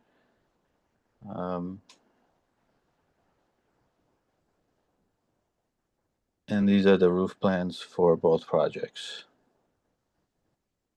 2172 has a roof deck, but because of the height, 2166 does not have a roof deck. And these are the elevations. The front elevation, rear elevation, side elevations, and those are sections. These are some basic renderings of the projects from the front, from the side, so from the front as well. And we also have a grading plan. We are not going over the over 1,000 cubic yards. We do not need a haul route. It's basically within below the code, and also we also have landscape plans for both projects.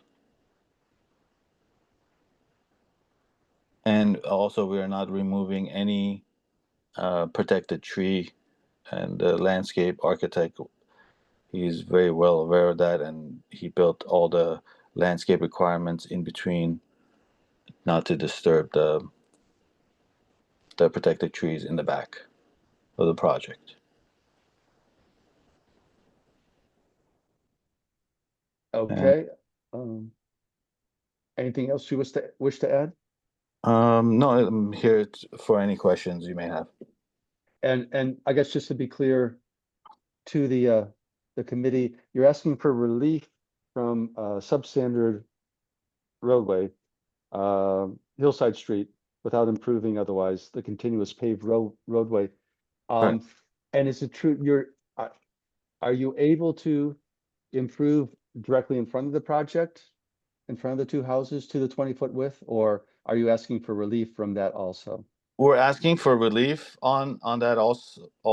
Well, the two is, one of them is relief from right in front of the property.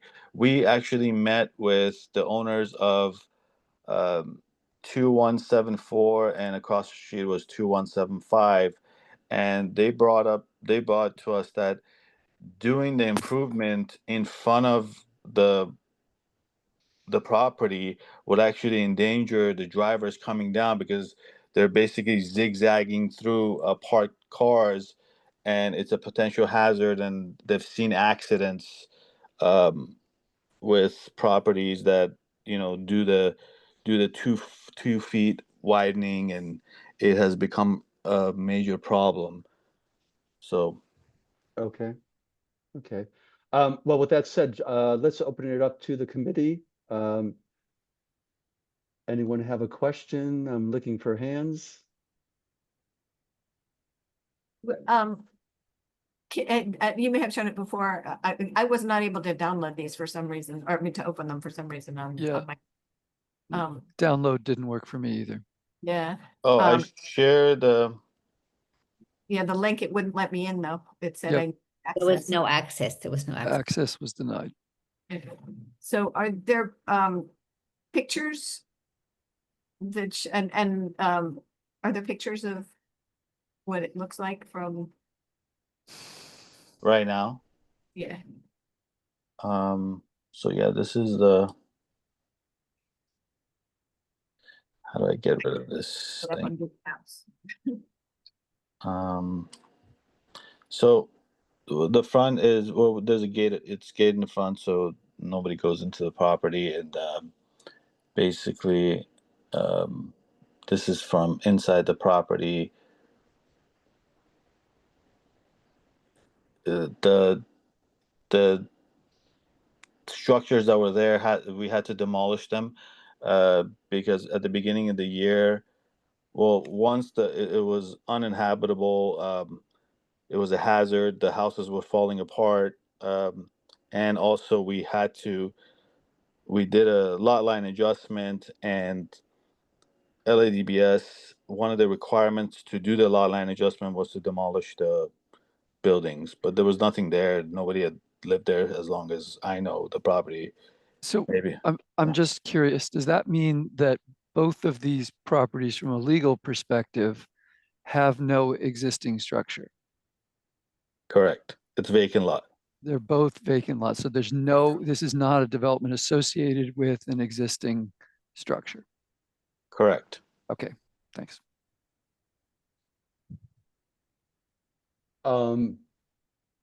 Stephanie?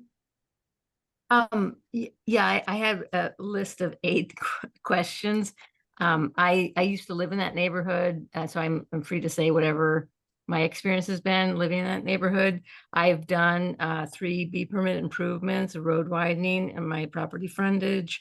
And there's precedent on Stanley Hills of at least recent 4 projects that have done the road widening. I don't know who stated to you that there's accidents because there's a road widening. I would love to hear who said that. Yeah. I think that's really not the problem, because it's the narrow road that is the problem. So to go through my 8 questions, one is, when you demolished those existing structures, did you have an AQMD permit along with a demo permit? That's one question. Question 2, I've looked at your projects and I'm very familiar with grading in the area. Because you're asking for this dedication, it's pushing your property back into the hill, and you provided so much backyard space that it's a lot of grading. It's more than I just know it's a lot of grading. I'm happy to calculate it. I've done a lot of that. It's well over the 1,000 cubic yards, because when you have 2 properties under common ownership, they are counted together. So on a road such as Stanley Hills, when you have, it's less than 20 feet in width, you are limited under BHO to 750 cubic yards. So you're going to have a haul route regardless. So that's just, the grading is a huge question for me. Side yard setbacks are a question for me based on the heights, because they seem to vary. I would think it would be at least 6 feet on either side. I don't know why they're different. That's question 3. Question 4, retaining walls in the back of the drawings I could look at on the planning website show no freeboard on drawing A5.01. It seems to barely, I'm surprised it's that steep in the backyard, to be honest, because I know that site really well, because I had a property abutting that area above on Groveland. So it's puzzling to me that it is that high, but your drawing showed no freeboard, which would be a real basic requirement with the grading department. So the retaining wall height is a concern to me. 5, the tree removals, which you're not doing, I'm guessing because you don't want to widen the road. Again, the road widening has historically been a benefit to the neighborhood, just to say that. So if you were to, it's question 6, if you were to improve the road, as the previous owner of this property had prepared to do, would you, then you could get out of the 8 foot of dedication and you could bring your project forward. So sorry to ramble, but there's a lot of things to go over here. So item 7, if you could verify the square footage, because the only drawings I could look at were on the planning website, which I kind of just dimensioned your string lines to come up with an area. And I came up with one of the houses being 3,025 less the garage of 200 exempt only. So that's exceeding your allowable slope analysis of 2104. So I just need the square footage to be verified. Also, you have some double height space, which I wonder if that was even calculated. And that dovetails with parking requirement.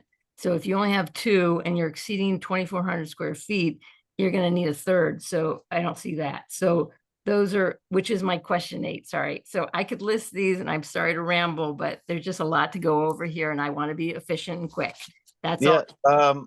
so it looks like it's open because I know a bunch of people requested to see the shared folder. If you like, I can send you the shared folder so you can take a look at everything.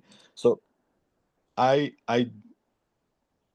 well, there's a reputable architect, reputable civil engineer. The projects are not together. That was the whole reason that we filed um, 2 separate entitlements, and that was directed from planning department to do 2 separate entitlements. They can't tell us to do 2 separate entitlements, but no, you have to come back. Your grading is 1. So it is 2 separate entitlements. We are under 750 cubic yard of soil removal. Um, we're and the houses, one of them is 2104 and the other one is 2340. So we are well within under the the slope band analysis. We're both under those square footages. And if there was anything I missed, please let me know. I have the 8 questions. They can't be really probably fully answered tonight. Is this the first time you've been to this committee? Yes. Okay. So yeah, I think that And also we have LADBS has already approved our plans. PZA, we have approved plans for zoning. So they have checked everything and they stamped our plans. As far as zoning, side yards, I think you mentioned side yards. So we are good on everything pretty much, except, the 2 requested entitlements.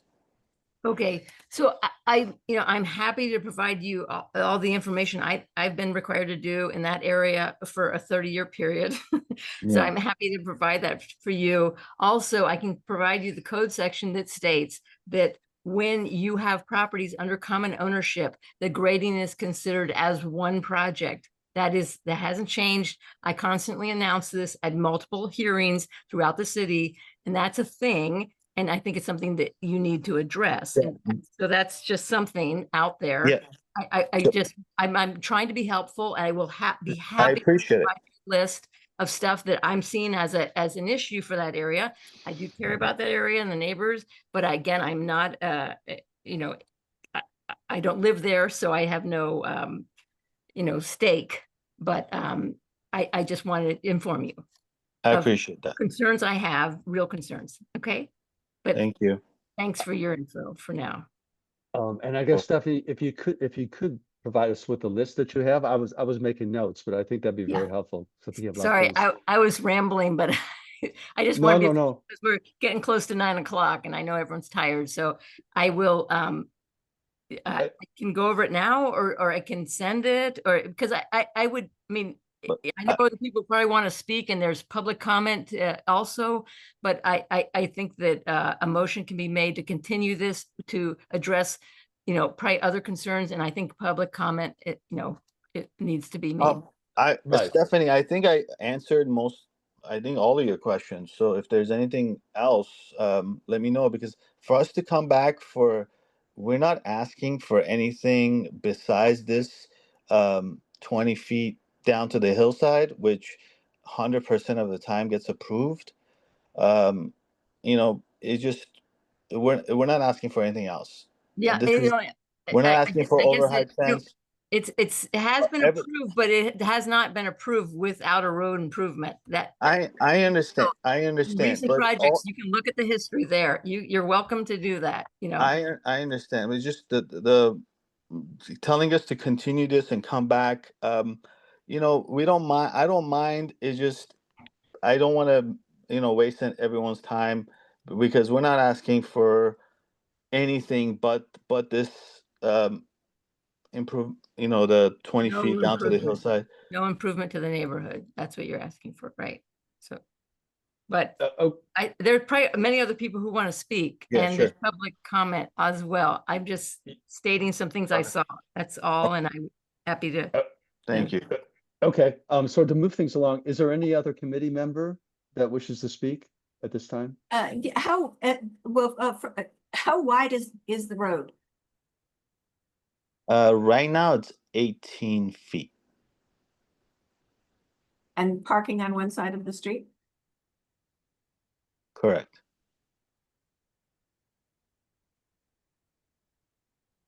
Okay. Anyone else of the committee members? Okay, we do have some attendees here that have would like to speak. Randy Dodge, and if I can get help from maybe Robin and Kathy, if we can elevate Randy. I've given Randy Dodge the ability to speak. Okay, Randy, yes, if you'd like to give us your comments. Okay, I live across the street from the building. I was born here. I was raised here. This is my neighborhood that I grew up in. There's a state law that says there's no building houses on a street that's less than 20 feet. That's the state law. There's not supposed to be any building here. And they're going around the state law, which is there for safety. This is a very, very dense neighborhood. We can't even handle the traffic that's here now. He wants to cut down 300-foot trees that have been there since I was a child. These houses are going to be 25 feet or 27 feet wide. He's turning this into an apartment house. It's just all house. There's no yard. It's unsafe for this neighborhood. We don't need this density. You know, this has been an empty lot since 1970. There was 2 little cottages on it. He wants to come in, destroy the whole ambience of this neighborhood. These trees are home to animals. They're birds that live in them. There's a redwood tree. But all these trees are 100 feet tall. There's 2 pine trees and a redwood tree. So those are going to all get cut down. There's no way construction can go on here. If you saw Stanley Hills during the day, it is so crazy here. This is putting our neighborhood at risk. The other day there was a party, there was so many cars here, was gridlocked for an hour. That puts us at risk. This is not a place that should be built. And I implore all of you to come and visit this site. And you'll see what I'm talking about. This can't be done on a video. This is dangerous. And all of the neighbors are against it. You know, you can't just come in and say, oh, I don't want to make it 20 foot wide. That's not the issue. This is a state law, and the city can't ignore it. And that's, you know, basically what I wanted to tell you. This shouldn't even get off the ground. Oh, okay. Thank you. Thank you, Randy. And then we have Kim Walker, if you could elevate her. Did. Yes, thank you. Yes, Kim. My husband and I are both here, and we both want to address this. We live just up the block across the street from this, and we are absolutely opposed to this project. Our neighborhood is it's an old overcrowded, now it's an overcrowded neighborhood, and with our streets being only 18 feet wide, we live in constant fear of a fire because no way a fire engine could get in and people could evacuate. To do more building here is, I mean, whoever approved this should be ashamed of themselves because they do not understand this neighborhood and the dangers that we face. It literally jeopardizes our lives to make it more dense, to add these two-story bunkers with no land around them, and no place for parking, for staging, for any of that. It puts us all in danger. And those old growth trees, those are homes to hawks and owls and birds that protect our neighborhood from the rodent population. We have a very delicate ecological balance in this neighborhood. And this would cause huge damage to our native population of wildlife. Our street parking is already totally maxed out. And as I said, if there were a fire, no way people could get out and fire engines could get in. We are absolutely opposed to this project. It's not in keeping with the neighborhood, and it endangers all of us. And would you like to say something, Jeffrey? Here's my husband. Yeah, other than I also don't understand how things get this far and why people can't just understand that the rules exist up here for some reason and for everybody's safety. No one ever mentions the infrastructure. No one ever mentions the fact that the lack of infrastructure, the failing infrastructure up here is both sewage and water and gas. Just in the last couple of years, we've had leaks in all three. I don't hear nothing that's addressing what really needs improvement up here, which is that as well. We have regular red flag days. What happens during construction with red flag warnings? And our street has more patches on it than it has concrete or whatever the streets are made out of, because there have been so many, problems with heavy trucks coming onto the street, and it crumbles because all the infrastructure is under the street. And it's just a terrible idea, this project. I was going to mention the regular power outages as well, which anyone up here who lives up here, I'm sure, is familiar with.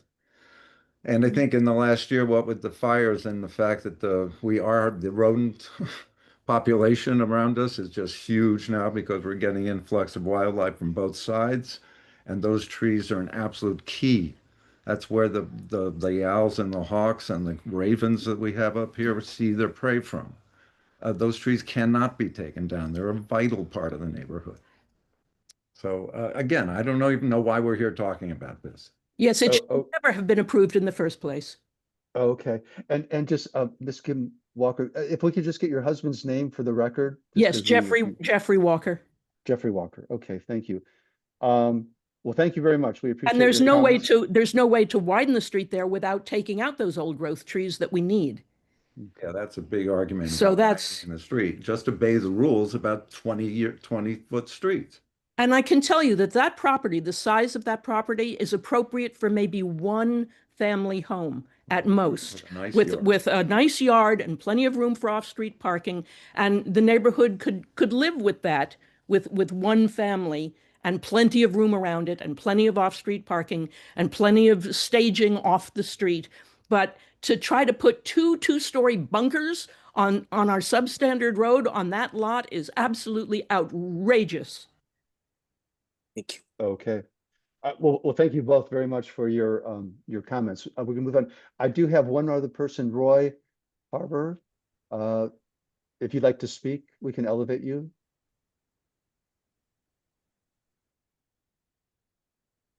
Hi, how you doing? Yeah. Yeah, yes, can you hear hi. me? Yes, we can. Yeah, hi everyone.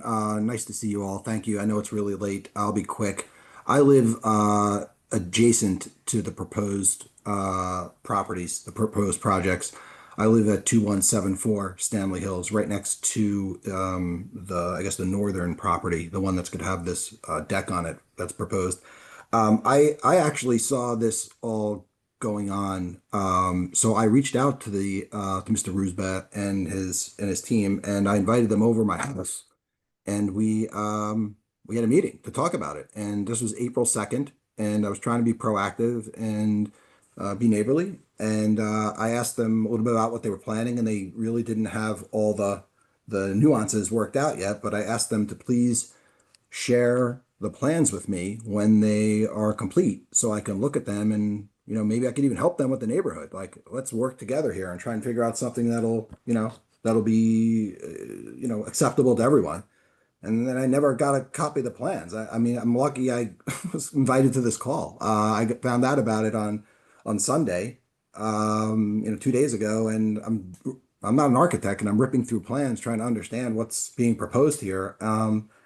So I need time. I'm hoping no one's going to be approving anything here. I think they're only asking for a variance on the road widening, but which, by the way, I'm not totally against if they would build something reasonable. So I want to have time here to have an architect and engineer look at what they're doing. The amount of earthwork that they're proposing here to put in the house and then the pool in the back, my God. the amount of earth and the retaining walls that they're going to have to build, not only to protect my house and hillside from falling onto their property, but to protect the house behind it from coming down the hill. I mean, this is a massive amount of retaining walls that they're going to have to build. And I can't see how anyone's going to approve anything. And I don't know how anyone in the building department reviewed it to approve it without, like, I want to see the math. Like, I can't believe that this could go forward without having someone really looking this, an engineer looking at this that knows what they're doing. Because if there's a problem, there's gonna be lawsuits. I'll sue the city, I'll sue this developer, I'll sue everyone. I can't have my hillside falling down because these guys start digging holes and creating huge problems. I mean, I've got a 45-foot incline in my backyard right next to this other property. We share the same hillside. If they're going to cut all that out on their side of the property to put in their house and their pool, I mean, that scares me. So, I just need more time, and I need to hire some people to look at all this. So I'm hopeful that we can, come back and talk about it as a group, and happy to meet with the developer and the owner again and talk about it as neighbors. I just don't want this to go forward without further analysis and discussion. Okay. Okay. Well, thank you very much, Mr. Faber. Appreciate your comment. I have one other person from the public, Sandra Karadian. Again, excuse me for my pronunciation. And you're being elevated. So, Sandra, if you'd like to speak.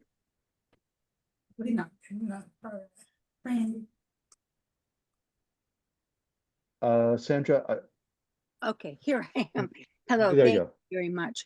Yes, I lived in the neighborhood for 8 years. I currently do not live there, but I certainly over the 8 years have seen so much overdevelopment and lack of following the rules. Just even the basic baseline hillside ordinance. And sometimes I think that the city that is approving some of these things they're not even aware of the baseline hillside ordinance. And maybe because, and I don't want to point fingers, but maybe because a lot of it is done online now and no one does come, feet on the ground and see these particular properties. They're just looking at plans and they're signing off on them. I can't speak for anybody, but I can certainly speak for myself that I agree with every single point of the previous speakers. But I would also like to add that I've become very suspect. Oh, the owner is going to live in one house and it's for his mother. I mean, I've heard this like 4 different times, if not 10. So just soften up. Oh yeah, there's going to be little, family Joes here. When those structures that were demolished, that this planner just described as, oh, they were there and, they were uninhabitable. They were there for many, possibly 100 years. And to my actual shock, they demolished those buildings without communicating with the AQ, the Asbestos Control Agency, and they were reported and it was inspected. And I personally saw with my own eyes 20 some unknowing, unsuspecting workers with no masks, no protective covering, handling those materials. And I actually have a photo. No licensed contractor truck or any licensed removal company. It was a, workers' flatbed parked there on the side, and these 20 unsuspecting workers, not to mention the entire neighborhood, being exposed to asbestos.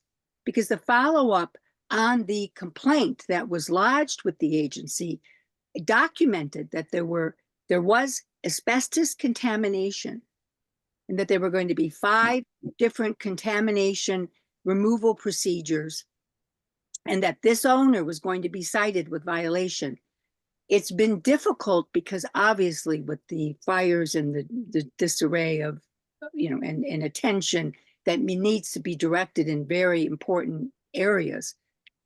The follow-up with the asbestos agency has been slow, but this isn't like, they demolished buildings that were just filled with asbestos. And not only the demolition of the buildings went forward without coordinating and getting the proper sign-offs? What about the removal of the asbestos, which has to go to a designated, removal waste site? It doesn't go to the regular waste site, which obviously it was, because I observed it with my own eyes. So they've not only the safety of the road, which is completely dangerous, and I believe that this is more than an accident waiting to happen. It is a tragedy waiting to happen. Those roads cannot handle anymore. I know that people deserve to own property and they deserve to develop the property. I'm not saying that, but they must be forced to develop it in some type of a reasonable and lawful manner. And if they can't do that, then they shouldn't be able to build at all. And I can follow up with the documentation with the supervisor and the inspector that did go to that property and provide more, because I actually didn't find out about the meeting. I have a son who lives in the neighborhood. As I said, lived in the neighborhood. I'd like to come back and possibly relive in the neighborhood. And it is shocking to me that they went ahead and exposed, God only knows, because air blows, and had no wherewithal at all. So how can that simple fact can tell you that they are full of crap? Okay, period. Okay. Well, thank you very much. We do appreciate your comments. Is there anyone? Jamie, I saw you had a hand up. Did you want to speak as a member of the public? Okay. I don't see anyone else from a member of the public asking to speak. Kathy, you have your hand up. Did you want to say something? Kathy? I didn't know I had my hand up. Oh, okay. It's me and Stephanie. Okay. Oh, okay. And by the way, there was another person here, Farzine. I don't know. Okay. Travis, why don't you go ahead? Yeah, so I do have a concern procedurally about taking any action tonight, because the materials that were posted were unable to be accessed by members of the public, as we've just heard from the testimony. That we do have a requirement that those materials be available before the meeting, if they're available to the board. And so I'm a little concerned about I-dotting and T-crossing here, about going forward when there wasn't access to everyone who should have had access to it at the same time. So I think I'm not going to tell everybody what to do. I'm just going to say I have a concern about that. That it would be more appropriate to maybe get some answers to some of the questions and have a hearing after the full package has been made available without restriction, so that the public has a chance to review it on an equal footing and give their comments in that manner. So I just want to do that. The other thing I will note, and the reason that I asked the question about whether these were two vacant lots, is just a little reminder about the continuous, the statewide fire safe regulations do apply in instances where there's a continuous paved roadway where there's no current building. And so we confirmed with the applicant that there is no current building on either of those lots. And therefore the exception to the requirement, the state law requiring that there be 20-foot continuous paved roadway down to the end of the high fire hazard severity zone, does apply here, because it's not associated with an existing property. Again, caveat with me always, not a lawyer. I can miss something, but this is my understanding of the situation. So I have pretty grave concerns. I know other situations like this where, you're starting with a fresh lot, and there's just no way to, except if you can argue that you can get an alternative level of safety in some other way than the roadway width. And I think we've already heard enough testimony from the neighborhood about the level of congestion and ingress and egress, that you cannot have evacuation and fire apparatus access at the same time here. And that's the whole reason that the state very intentionally passed this at the state level and made it binding to the very high fire hazard severity zones within the local responsibility areas, which we are. So with that, I leave y'all to decide how to proceed. I just wanted to raise those issues. Okay, no, thank you. Stephanie? I would like to make a motion to continue this project to a later date. And I Okay. could provide a list of items that, which include, I mentioned 8. I would add a 9th item of parking and staging plan as well. And I would have to listen to the recording again to listen to the property or the Laurel Canyon community public comment items to add to anything there.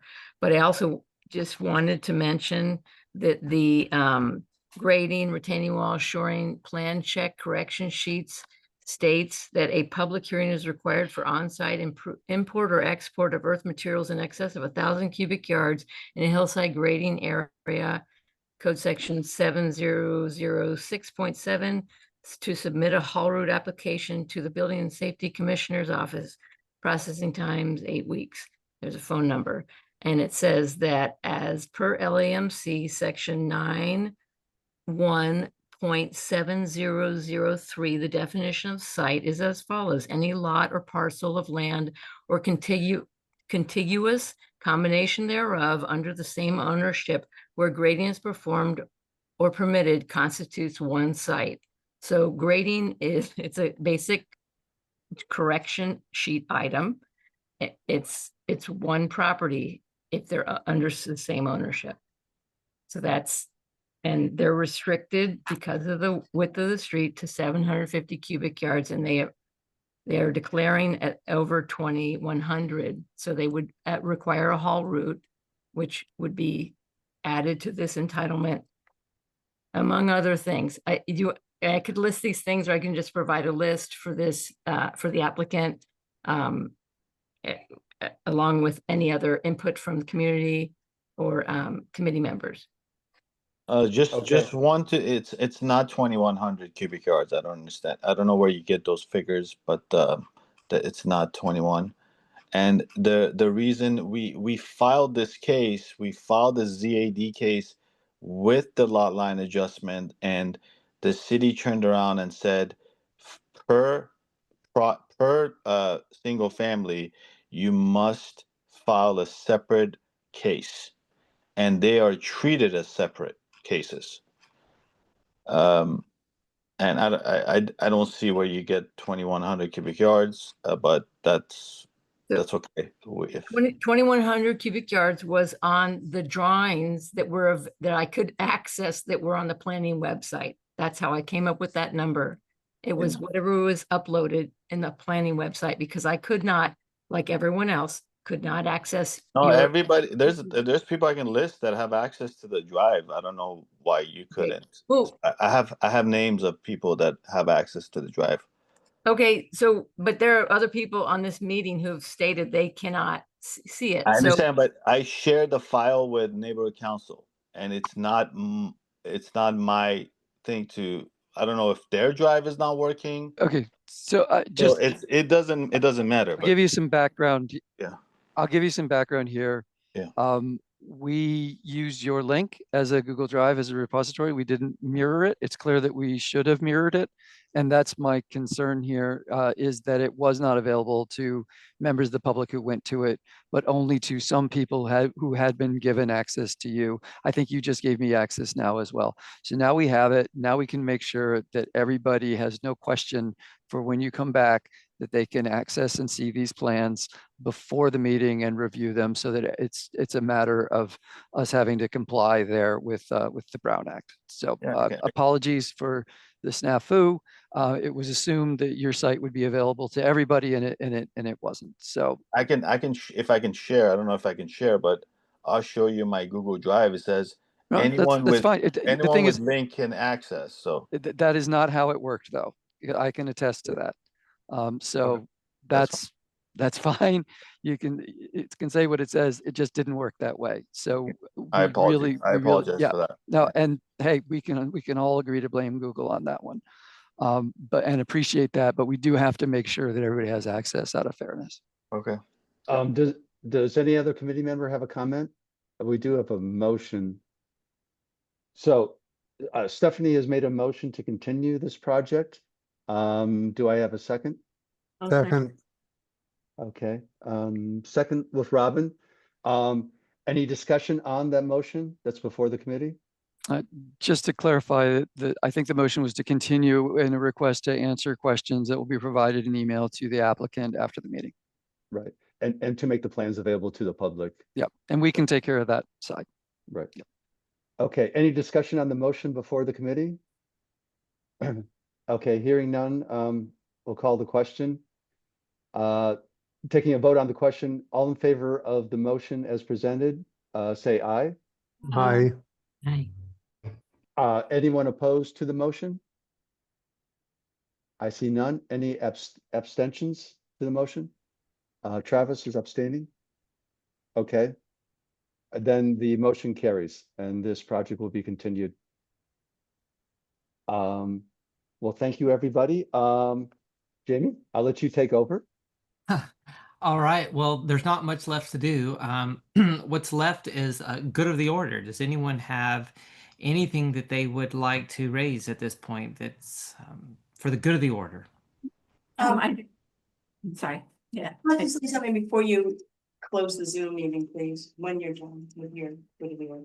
Just when we'll definitely get to you, Ms. Palmer, Ms. Templeton. I was just wondering if Stephanie could tell me how she accessed it on the planning website, this last one, because I tried plugging in the ZA number and it didn't work, so clearly I should be plugging in something different or only part of the ZA number, or I'll send you a link on how I get there. But it's usually it's not always the most up-to-date stuff, but at least it's a basic glimpse. Got it. And what does will it be clear what I put in to search for it? Do I search by address or the ZA number, or? It's under ZMIS. You go to cases, and then you'll get to the link, the hypertext for the case number, and then you will look to the right-hand side, and it'll say initial filing submittals or something like that, and that'll have any drawings or applications for the project. So that's how I get there. But I can send you a link. I can send everybody a link, so. And if they have any questions, I guess I can ask it. If I can't get it to work. Yeah. Does anyone else on the committee have any good of the order issues? All right, Ms. Palmer. I mean, you can just, what's the word?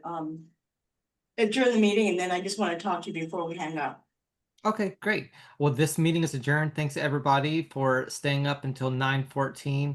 And have a great evening. Thank you. Adjourned. And Mike. I'm going to stay on with Kathy because she has a question for me. Well, can I just also tell you that I was able to save the transcript of the entire meeting and I've sent it to you, Kathy. Thank Okay. you so much. That was what I was actually going to speak to him about, because I've been running the transcript here. But the time I did that, I kept, I clicked on save transcript every so often, and but maybe I didn't quite catch it before the meeting closed. Okay. I saved the transcript. It goes into your Finder. Then I grabbed the transcript from the Finder and I already sent it to you. Okay. Great. Thank you so much. Welcome.